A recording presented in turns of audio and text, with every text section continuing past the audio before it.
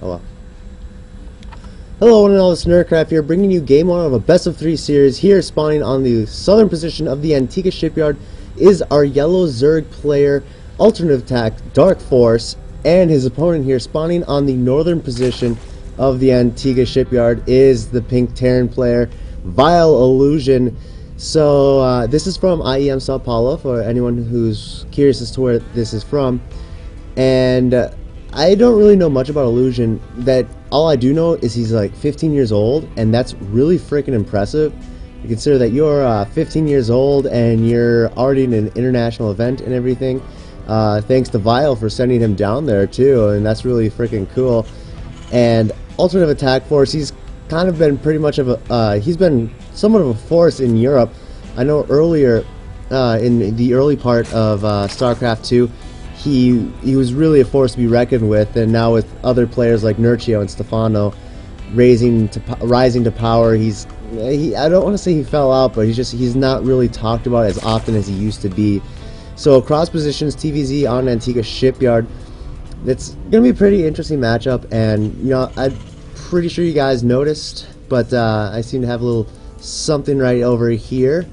My brand new overlay that I just made right before I started casting this, actually, and I'm using XSplit this time instead of fraps because I'm kind of curious as to see how the quality of the videos will turn out. I know, like, my voice, the sound might sound different, I think, but I am not too sure about that. Of course, I'm going to get a sound card as soon as I can. So Illusion sending out his scout right now. aTnDarkForce trying to get in, but Illusion really quick timing there. He's going to be able to get that supply depot down before aTnDarkForce can get a scout.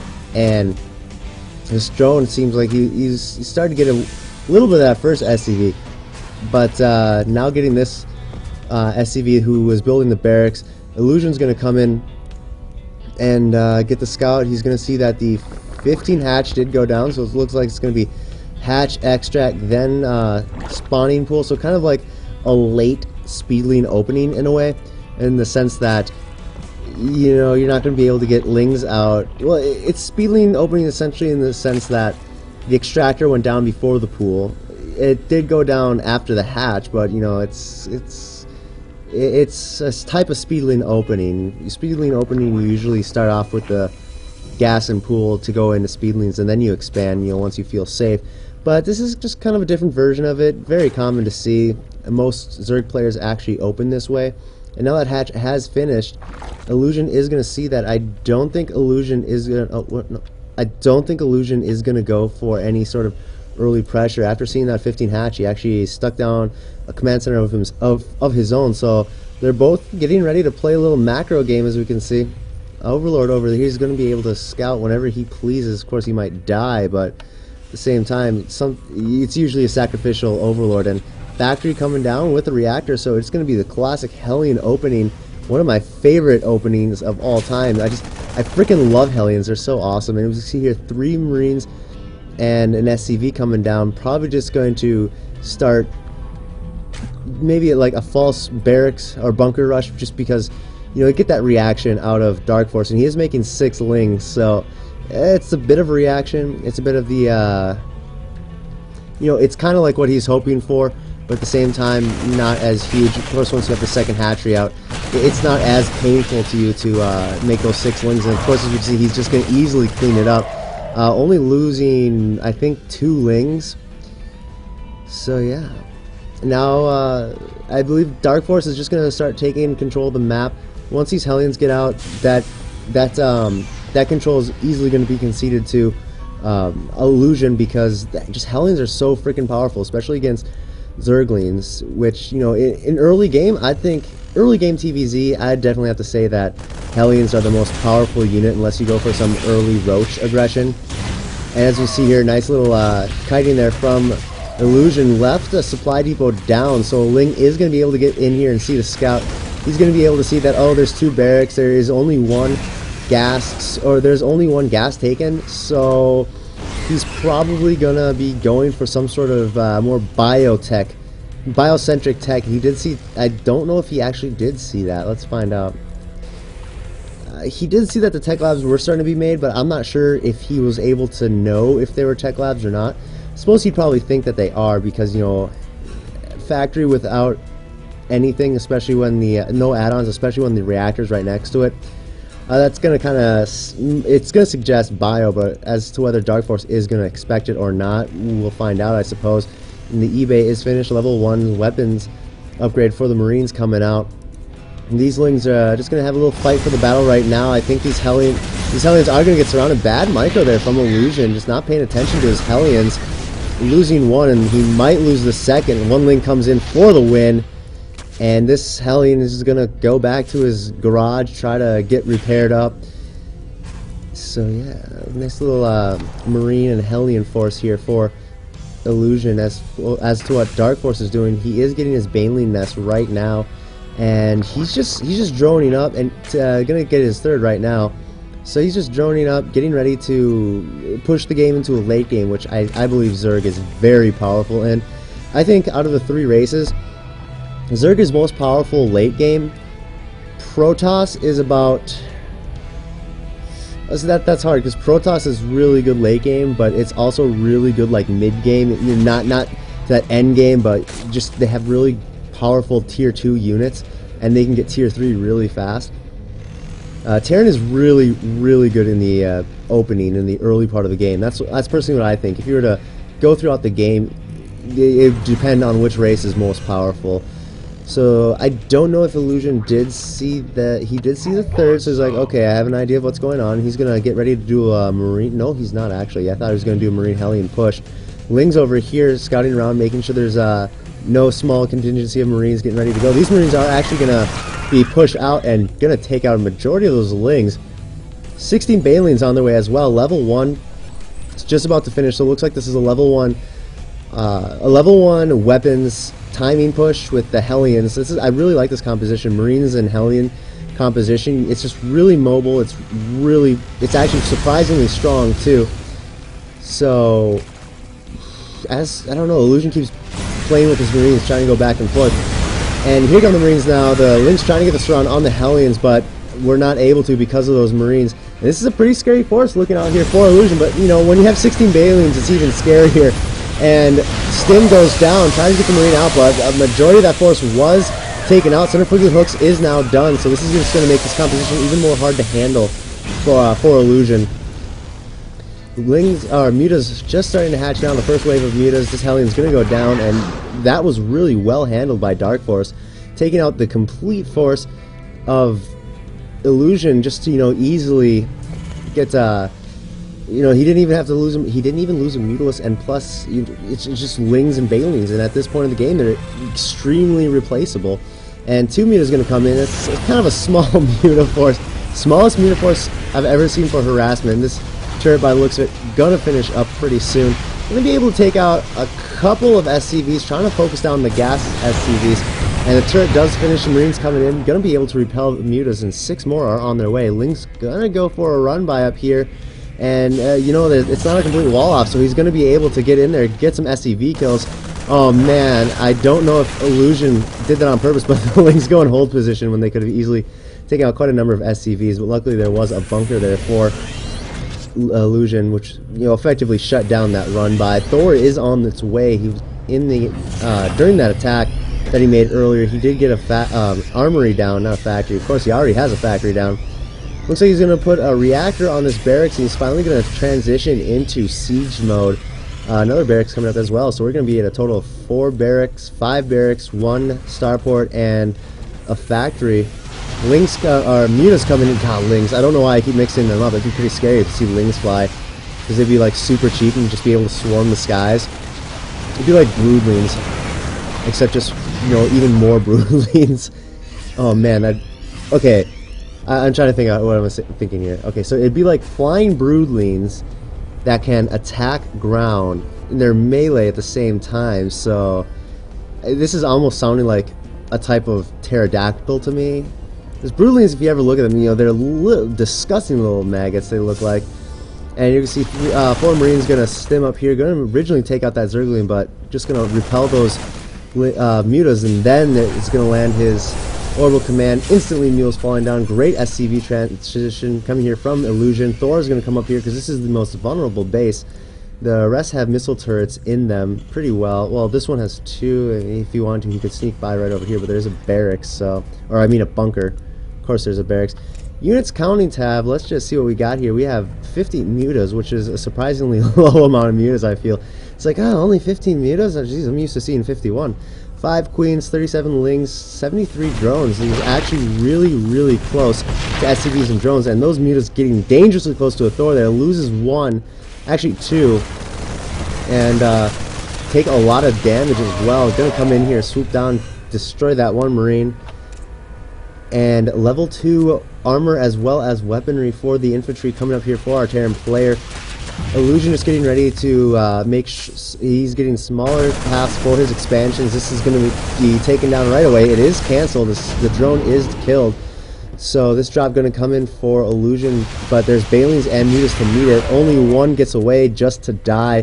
A 4th here coming up from Illusion. I like this. This is kind of what he needs. He's like, oh, he's getting his 4th, and you know, my economy is pretty strong. I might as well go for a 4th after I took out his. Because we can see the economy that Illusion is definitely ahead. But you know, if we also look in the workers count, wow, 81 SCVs to 70 drones. That's 69 drones too. That is really low. And I've never, like, I don't think I've ever seen a time when a Terran player had more drones, that much more drones than a Zerg player without much harass, and just purely going straight for, you know, that amount of SCVs. And the infestation pit about to finish over here. I'm gonna go for pathogen glands right away and hive tech. So DarkForce getting ready to do that late game composition. A lot more mutas coming in here. Gonna try and pick off a refinery. Takes out 1 missile turret, but decided to get out because these 2 missile turrets right here, even if you went straight forward for some SCVs, they're both missile turrets on both sides, and they have, I think missile turrets have splash damage. I'm not sure. I wonder how you can tell. I'm not sure how you determine splash damage. And we can see here that Illusion is going to be pushing out in the middle. He is maxed, ready to go. Level 3 weapons on its way, as well as level 1 vehicle weapons. And the first siege tank's finally been built. Took forever. That queen is going to go down really quickly. There's a small amount of mutas. I'm still like surprised at the amount of mutas that DarkForce has. Just I'm so used to seeing Zerg players do a lot more, but he does have a scary army up here. He's making 15 more Bailings to add to his already large force of 52. And here it comes in the surround. Mutas come in, going to be able to take the tanks out. Do take a lot of damage from the Thors. The Thor is eventually just taken down. All the Marines back here, going to try and stim away. All the Bailings going off on the tanks, so you know you're not really utilizing your Bailings. But now he's going to come in here, going to try and take out these tanks, not Thors. Great Bailing bust right there, or Bailing explosion on those Marines right there. And this command center is most likely going to be shut down. Bunker is going to be able to stop this pressure. No, it's not actually going to be shut down. It is going to be saved. Nice play there from Illusion, taking his Marines out to draw the Lings into range of the bunker. And the gold, which that 4th Illusion made and was going for, not gold actually, just the middle. This is the ESL version, so that means force cross positions and no gold bases. And now up to two factory production. Man, I love Illusion's just Sim City. It looks so nice and fancy. My Sim City is just horrible. It's just kind of like his barracks there and a factory over here, maybe a command center right there. And again, DarkForce coming in for the attack. Lings going off on not that much Marines. A lot of them are taken down. Nice explosion right up there. Bailing's going to come in, going to try and go for the SCVs. Ooh, a lot of SCVs going to be taken out. No, these Bailings just instead go into these Marines. Oh, I wanted to see all those SCVs just go down. That would have been awesome to see. Now it's just Muta versus SCV. And there's quite a bit of reinforcements here coming in for DarkForce. He's just transitioning into a lot of Mutas and Lings. A lot of Marines over there. There was a lot of SCVs, but now no more. And Ling's going to come in, going to take out these SCVs. A lot of SCVs have been killed by DarkForce, which is 42 SCVs. Oh, that's horrible. That's painful. It looks like these lings might be cleaned up. All the mutas are gone. I don't know if they're dead or no, they're just very little. This entire base getting cleaned up pretty much, as you can see. And yeah, not that much. 43 to 16. Gonna get cleaned up by what is left of that nice sized muta ball that aTnDarkForce had going. Now Balins just got done finished morphing. That's 9 Balins. 4 infestors are on their way. I'm surprised to not see a Greater Spire come up at all, because I feel aTnDarkForce could really benefit from that. Illusion's just having a hard time keeping up production of tanks and marines. Now if he just all of a sudden brought overlords out of nowhere, I think it would really be good, because you know he's not producing any Vikings. He was only producing 1 medevac at a time, so you know he'd really be able to benefit from broodlords. And of course, he is now making 4. Ooh, nice fungal there going off, and Balin's going to clean up the rest of the marines. Don't you just love that Infestor Balin team play right there? So awesome. But yeah, we see 4 Corruptors coming up for aTnDarkForce, so he is going to get ready for that Broodlord. I have such a hard time saying Broodlord for some reason. I have no idea why. Wait a second. I'm curious here. Oh, man, what did he get the Greater Spire? It's like, oh yeah, he should get the Greater Spire. Already has Greater Spire. Scumbag Nerdcraft claims player needs Greater Spire when he already does.